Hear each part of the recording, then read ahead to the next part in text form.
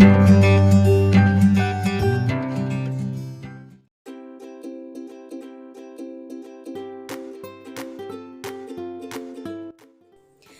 Dears, welcome back. ഇന്ന് ഞാൻ വന്നിട്ടുള്ളത് നല്ലൊരു കേക്ക് റെസിപ്പി ആയിട്ടാണ്. ഇപ്പോഴത്തെ ട്രെൻഡി കേക്കായിട്ടുള്ള കസാട്ട കേക്കിൻ്റെ റെസിപ്പിയാണ് ഇന്നത്തെ വീഡിയോയിൽ ഷെയർ ചെയ്യുന്നത്.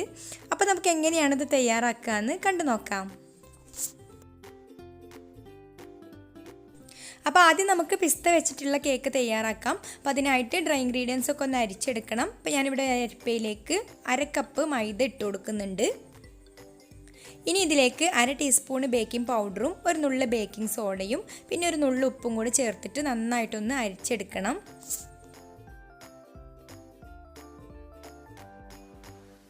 ഇനി ഇതുപോലെ ഒന്ന് നന്നായിട്ട് മിക്സ് ചെയ്ത് കൊടുത്തതിന് ശേഷം ഒരു സൈഡിലേക്ക് അങ്ങ് മാറ്റി വെക്കാം. ഇനി മറ്റൊരു ബൗളിൽ ഞാനിവിടെ 2 മുട്ട പൊട്ടിച്ചൊഴിച്ചിട്ടുണ്ട്. ഇതിലേക്ക് മുട്ടയുടെ സ്മെല്ല് പോകാൻ വേണ്ടിയിട്ട് ഒരു 2 ഡ്രോപ്പ് വാനില എസൻസും കൂടി ഒഴിച്ചു കൊടുക്കാം. ഇനി ഇത് നന്നായിട്ടൊന്ന് ബീറ്റ് ചെയ്തെടുക്കണം.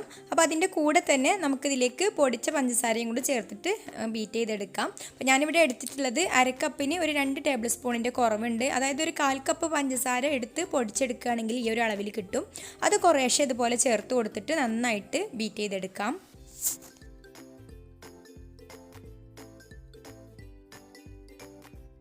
മുട്ടയും പഞ്ചസാരയൊക്കെ അതുപോലെ നന്നായിട്ട് ക്രീമി ആയിട്ട് വരുന്ന സമയത്ത് നമുക്കിതിലേക്ക് 1 ടേബിൾ സ്പൂണ് ഓയിൽ ഒഴിച്ചു കൊടുത്തിട്ട് ഒന്ന് ബീറ്റ് ചെയ്തെടുക്കണം.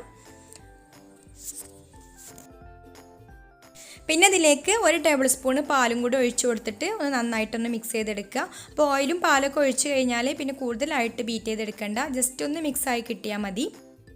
ഇനി ഇതിലേക്ക് പിസ്തയുടെ മിൽക്ക് മിക്സ് ആണ് ചേർത്ത് കൊടുക്കുന്നത്. അപ്പോൾ ആദ്യം 2-3 ഡ്രോപ്പ് ചേർത്ത് കൊടുത്ത് നോക്കുക. എന്നിട്ട് പിന്നെ കളറ് കുറവുണ്ടെങ്കിൽ വീണ്ടും ചേർത്ത് കൊടുത്താൽ മതി.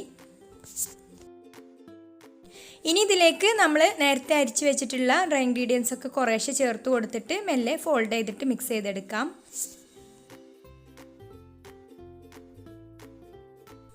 ഡ്രൈ ഇൻഗ്രീഡിയൻസ് ഒന്നിച്ച് ചേർത്ത് കൊടുക്കേണ്ട, ഒരു 2-3 പ്രാവശ്യമായിട്ട് ചേർത്ത് കൊടുത്തിട്ട് ഇതുപോലെ മിക്സ് ചെയ്തെടുത്താൽ മതി. അപ്പോൾ നമ്മുടെ പിസ്ത കേക്കിനുള്ള ബാറ്റർ ഇവിടെ റെഡി ആയിട്ടുണ്ട്. ഇനി ഇതൊരു 7 ഇഞ്ചിൻ്റെ കേക്ക് ടിന്നിലേക്കാണ് ഞാൻ ഒഴിച്ചു കൊടുക്കുന്നത്. അപ്പോൾ കേക്ക് ടിന്ന് ഓയിലൊന്ന് ഗ്രീസ് ചെയ്ത് കൊടുത്തതിന് ശേഷം അടിയിലൊരു ബട്ടർ പേപ്പർ വെച്ച് കൊടുത്തിട്ടുണ്ട്. ഇനി ഇതൊന്ന് ഇതുപോലെ ലെവൽ ചെയ്ത് കൊടുക്കുക. എന്നിട്ടൊന്ന് ടാപ്പ് ചെയ്ത് കൊടുത്തതിന് ശേഷം നമുക്ക് ബേക്ക് ചെയ്യാനായിട്ട് വെക്കാം. അപ്പോൾ ഞാൻ 180 ഡിഗ്രിയിൽ കൺവെൻഷൻ ഓവനിൽ 10 മിനിറ്റ് പ്രീഹീറ്റ് ചെയ്ത് വെച്ചിട്ടുണ്ട്. അതിലൊരു 12 മിനിറ്റാണ് ഈ ഒരു കേക്ക് ബേക്ക് ചെയ്തെടുക്കാൻ വേണ്ട സമയം. അപ്പോൾ ചെറിയ കേക്ക് ആയതുകൊണ്ട് തന്നെ പെട്ടെന്ന് തന്നെ ബേക്കായി കിട്ടും. അപ്പോൾ നമുക്കിത് ബേക്ക് ചെയ്യാനായിട്ട് വെക്കാം. ഇനി രണ്ടാമത്തെ കേക്കിന് നമ്മൾ സെയിം ബാറ്ററിനെയാണ് തയ്യാറാക്കി എടുത്തിട്ടുള്ളത്. അതിലേക്ക് നമ്മൾ പിസ്തയുടെ മിൽക്ക് മിക്സ് ഒഴിച്ചു കൊടുത്ത പോലെ തന്നെ സ്ട്രോബെറിയുടെ മിൽക്ക് മിക്സും ഒഴിച്ചു കൊടുത്തിട്ട് മിക്സ് ചെയ്തെടുക്കാം. അപ്പോൾ നമ്മൾ നേരത്തെ ചെയ്തതുപോലെ തന്നെ ആദ്യം 2-3 ഡ്രോപ്പ് ഒഴിച്ചു കൊടുത്ത് ഒന്ന് മിക്സാക്കി നോക്കുക. എന്നിട്ട് ആവശ്യമാണെങ്കിൽ മാത്രം ചേർത്ത് കൊടുത്താൽ മതി. ഒരുപാട് കൂടി കഴിഞ്ഞാൽ അത്രയ്ക്കങ്ങ് ടേസ്റ്റ് ഉണ്ടാവില്ല. അപ്പോൾ അത് ശ്രദ്ധിച്ചിട്ട് ചേർത്ത് കൊടുക്കുക. എന്നിട്ട് ഡ്രൈ ഇൻഗ്രീഡിയൻസ് ചേർത്ത് കൊടുത്തിട്ട് മിക്സ് ചെയ്തെടുക്കാം. അപ്പോൾ നമ്മുടെ പിസ്ത ഫ്ലേവറിലുള്ള കേക്ക് ഇവിടെ റെഡി ആയിട്ടുണ്ട്. 12 മിനിറ്റ് കൊണ്ട് തന്നെ കേക്ക് ബേക്കായി കിട്ടി. എന്നിട്ട് ഞാനിത് ഫാനിൻ്റെ അടിയിലൊന്ന് വെച്ചതായിരുന്നു ഈ കേക്ക് ടിന്നിൽ നിന്നൊന്ന് പുറത്തെടുക്കാൻ വേണ്ടിയിട്ട്. അപ്പോൾ ഞാൻ സെയിം ടിന്നിൽ തന്നെയാണ് ഇനിയുള്ള കേക്കുകളൊക്കെ ബേക്ക് ചെയ്തെടുക്കുന്നത്. ഇനി നമുക്ക് സ്ട്രോബെറി കേക്കിൻ്റെ ബാറ്റർ ഇതിലേക്ക് ഒഴിച്ചു കൊടുക്കാം. അപ്പോൾ ഞാൻ ഈ കേക്ക് ടിന്ന് കഴുകിയിട്ടൊന്നുമില്ല കേട്ടോ, അടിയിലുള്ള ബട്ടർ പേപ്പർ ഒന്ന് മാറ്റിയിട്ടുള്ളൂ.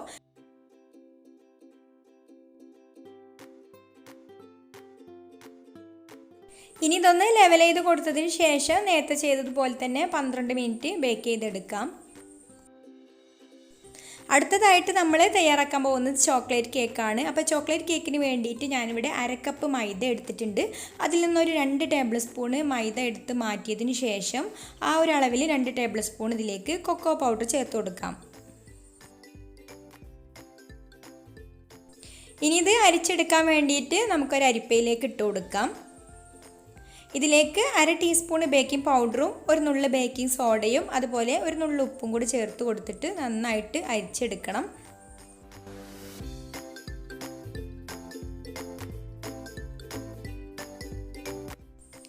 ഇനി നന്നായിട്ട് മിക്സ് ചെയ്ത് കൊടുത്തതിന് ശേഷം ഒരു സൈഡിലേക്ക് മാറ്റി വെക്കാം. അപ്പോൾ കൊക്കോ പൗഡർ ചേർക്കുന്ന കേക്ക് പ്രത്യേകിച്ച് നന്നായിട്ട് ഇതുപോലെ മിക്സ് ചെയ്തെടുക്കണം. ഇനി നേരത്തെ ചെയ്തതുപോലെ തന്നെ 2 മുട്ടയാണ് എടുത്തിട്ടുള്ളത്. 2 മുട്ട ഇതിലേക്ക് പൊട്ടിച്ചൊഴിച്ചിട്ടുണ്ട്. അതിലേക്ക് അല്പം വാനില എസൻസ് ഒഴിച്ചു കൊടുത്തിട്ടുണ്ട്. എന്നിട്ട് നന്നായിട്ട് ബീറ്റ് ചെയ്തെടുക്കുക. അതിൻ്റെ കൂടെ തന്നെ നമ്മൾ ഇതിലേക്ക് പൊടിച്ച പഞ്ചസാരയും കൂടി ചേർത്ത് കൊടുത്തിട്ട് ബീറ്റ് ചെയ്തെടുക്കണം. അപ്പോൾ പൊടിച്ച പഞ്ചസാരയുടെ അളവ് നേരത്തെ അതേ അളവിൽ തന്നെയാണ് എടുത്തിട്ടുള്ളത്. 1/2 കപ്പിന് 2 ടേബിൾ സ്പൂണിൻ്റെ കുറവുണ്ട്. പിന്നെ ഇതിലേക്ക് 1 ടേബിൾ സ്പൂൺ ഓയിലും അതുപോലെ 1 ടേബിൾ സ്പൂൺ പാലും കൂടി ചേർത്ത് കൊടുത്തിട്ട് നന്നായിട്ട് മിക്സ് ചെയ്തെടുക്കാം. ഇനി നമ്മൾ അരിച്ച് വെച്ചിട്ടുള്ള ഡ്രൈ ഇൻഗ്രീഡിയൻസ് കുറേശ്ശെ ചേർത്ത് കൊടുത്തിട്ട് മിക്സ് ചെയ്തെടുക്കാം. അപ്പോൾ നമ്മുടെ ചോക്ലേറ്റ് കേക്കിനുള്ള ബാറ്ററും ഇവിടെ റെഡി ആയിട്ടുണ്ട്. ഇനി ഞാൻ സെയിം കേക്ക് ടിന്നിൽ തന്നെയാണ് ബേക്ക് ചെയ്തെടുക്കുന്നത്. അപ്പോൾ അതിന്ന് സ്ട്രോബെറി കേക്ക് ഞാൻ ഡിമോൾഡ് ചെയ്തെടുത്തിട്ടുണ്ട്. എന്നിട്ട് വേറൊരു ബട്ടർ പേപ്പർ വെച്ച് കൊടുത്തിട്ട് നമുക്ക് ഈ ഒരു ബാറ്റർ ഇതിലേക്ക് ഒഴിച്ചു കൊടുക്കാം. ഇനി നേരത്തെ ചെയ്തതുപോലെ തന്നെ ഒന്നങ്ങ് ലെവൽ ചെയ്ത് കൊടുക്കുക. എന്നിട്ട് നമുക്ക് ആ ഒരു 12 മിനിറ്റ് തന്നെ ബേക്ക് ചെയ്തെടുക്കാം. അപ്പോൾ കേക്കൊക്കെ ചൂടാറി വരുന്ന സമയം കൊണ്ട് നമുക്കിതിലേക്ക് വേണ്ട വിപ്പിംഗ് ക്രീമൊക്കെ ഒന്ന് ബീറ്റ് ചെയ്തെടുക്കണം. അപ്പോൾ വിപ്പിംഗ് ക്രീം ഇതുപോലെ നല്ല സ്റ്റിഫ് പീക്സായി വന്നതിന് ശേഷം പിന്നെ ഇത് ഫ്രിഡ്ജിലേക്ക് വെക്കാം. കേക്ക് ഫ്രോസ്റ്റിംഗ് ചെയ്യുന്ന സമയത്ത് പുറത്തെടുത്താൽ മതി. അപ്പോൾ നമ്മുടെ കസാട്ട കേക്കിന് വേണ്ട 3 കേക്കുകളും ഇവിടെ റെഡി ആയിട്ടുണ്ട്. ഇതിപ്പോൾ നന്നായിട്ട് ചൂടാറിയിട്ടുണ്ട്. ഇനി നമുക്കിത് ഫ്രോസ്റ്റിംഗ് ചെയ്യാം. അപ്പോൾ അതിനായിട്ട് ഞാനിവിടെ ടേൺ ടേബിളിൻ്റെ മുകളിൽ ഒരു കേക്ക് ബോർഡ് വെച്ച് കൊടുത്തിട്ടുണ്ട്. അതിൻ്റെ നടുക്ക് ഇതുപോലെ അല്പം ക്രീമാക്കി കൊടുക്കുക. കേക്ക് അങ്ങോട്ടും ഇങ്ങോട്ടൊന്നും നീങ്ങി പോവാതിരിക്കാൻ വേണ്ടിയിട്ട്. എന്നിട്ട് ഫസ്റ്റ് ലെയർ കേക്ക് വെച്ച് കൊടുത്തിട്ട് അതിൻ്റെ മുകളിൽ ഷുഗർ സിറപ്പ് ഒഴിച്ചു കൊടുത്ത് ഒന്ന് വെറ്റാക്കി എടുക്കുക.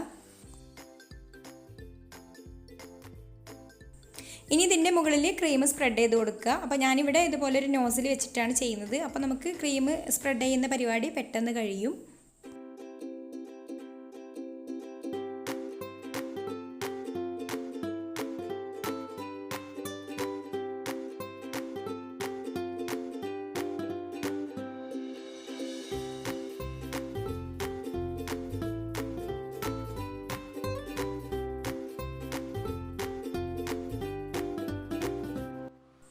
ഇനി ഇതിൻ്റെ മുകളിൽ ചെറുതായിട്ട് ചോപ്പ് ചെയ്തെടുത്തിട്ടുള്ള പിസ്ത ഇട്ട് കൊടുക്കാം.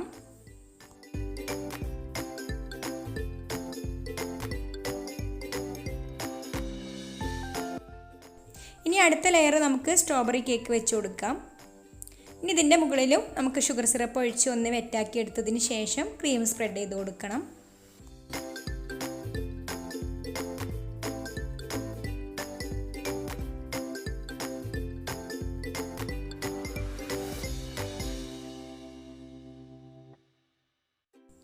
ഇനി ഇതിൻ്റെ മുകളിലായിട്ട് നമ്മൾ സ്ട്രോബെറിയുടെ ക്രഷാണ് ഒഴിച്ചു കൊടുക്കുന്നത്.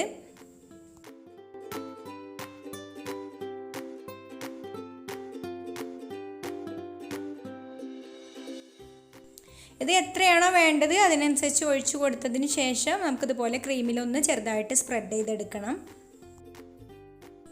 ഇനി ലാസ്റ്റ് ലെയർ നമ്മുടെ ചോക്ലേറ്റ് കേക്കാണ്. അതും കൂടെ വെച്ച് കൊടുത്തതിന് ശേഷം നമുക്ക് നേരത്തെ ചെയ്തതുപോലെ തന്നെ ഷുഗർ സിറപ്പ് ഒഴിച്ച് ഒന്ന് വെറ്റാക്കി എടുക്കുക.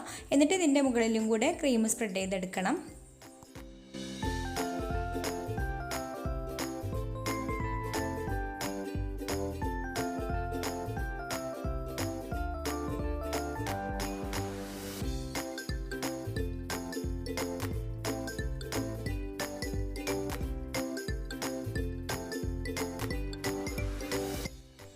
ഇനി ഏറ്റവും മുകൾ ഭാഗം ആയതുകൊണ്ട് പാലറ്റ് നൈഫ് വെച്ചിട്ട് ഒന്ന് നന്നായിട്ട് സ്മൂത്താക്കി എടുക്കുക.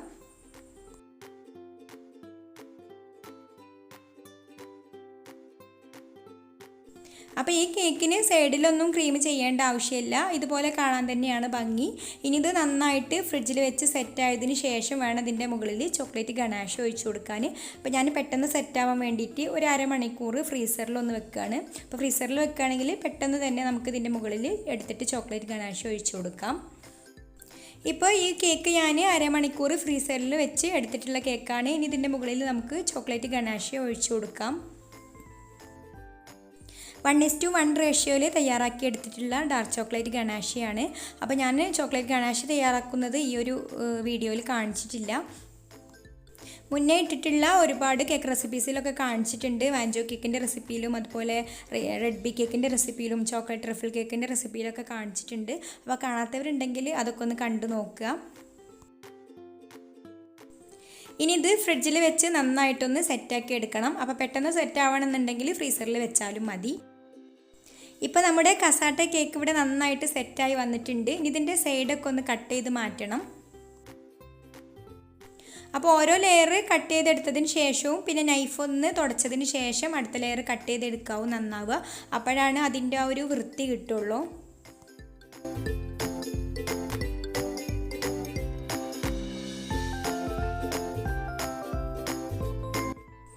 ഇപ്പോൾ ഞാൻ കേക്കിൻ്റെ 4 സൈഡും കട്ട് ചെയ്ത് മാറ്റിയിട്ടുണ്ട്. ഇനി ഇതിൻ്റെ മുകളിൽ ചെറിയൊരു ഭംഗിക്ക് വേണ്ടിയിട്ട് 2-3 സ്ട്രോബെറിയും കൂടെ വെച്ച് കൊടുക്കുന്നുണ്ട്.